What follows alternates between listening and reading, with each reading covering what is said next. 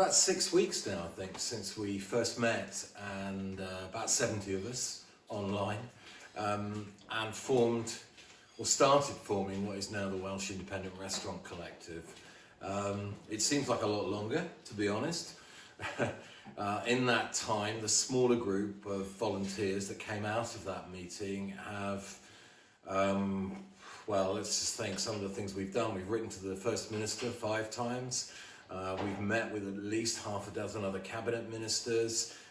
I know, because you don't forget this kind of thing, that I've personally spent at least a dozen hours in meetings with senior civil servants and other public officials. We've done innumerable press and radio appearances. I'm sure you'll have picked up on some of those. I think we're up to about 30 of those now. You've taken part in the 4 surveys that we've done, and we've hopefully kept you in contact as much as we possibly could during this period. So it's been a lot of activity. I suppose the question is it worth it? And I have to say unequivocally it is. Look, it's been really tough.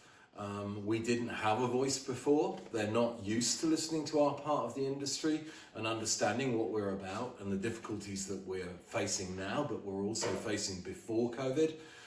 So it has been difficult to get that through, but we're starting to do that, and at least now we have a seat at the table and we have a voice. And whilst we might not have got all that we wanted, I've got no doubt that the situation would be even more challenging than it already is if we hadn't been there together, showing the solidarity that we brought together in that meeting 6 weeks ago. So there's been some successes, but we've got big challenges ahead.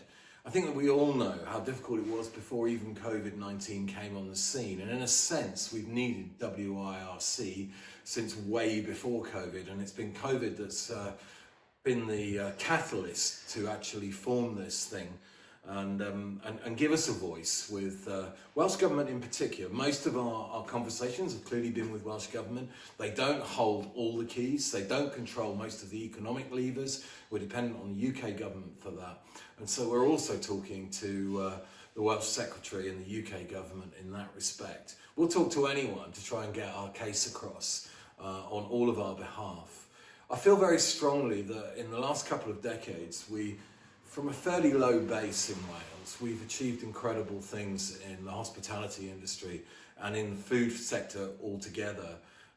You know, we've got an amazing, imaginative selections of places to eat and drink, using producers that have been growing, that have grown with that growth in the hospitality sector. And I think despite all the challenges, we were at a stronger point pre-COVID than we ever had been in the past.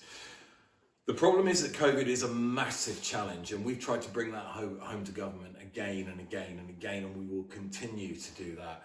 What we don't want to do is to be, this time next year, looking at the ruins of our industry and trying to rebuild it, which could take, another couple of decades to do again. And moreover, we need it to survive because it should be the foundation of where I think we all want to go in terms of food and farming in Wales.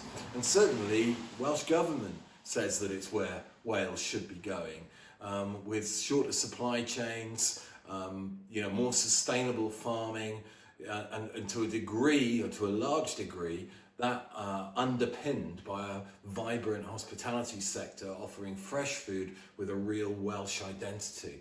One of the challenges we have constantly is to make Welsh Government understand how different we are in terms of how we spend our money. We spend it with local producers, we spend it with local suppliers. These are things that the chains just don't do.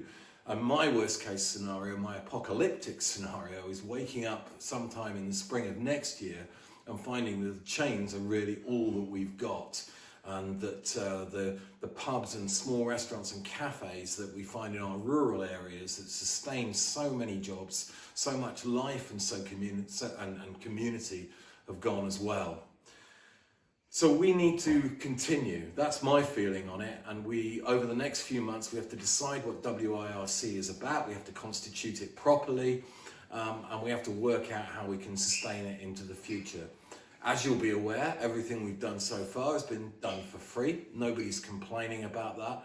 There have been some incredible contributions. But one thing we want to do now, which is very positive, I think, is to work on a campaign for the Eat Out to Help Out initiative that's come from the UK government and starts here on the 3rd of August.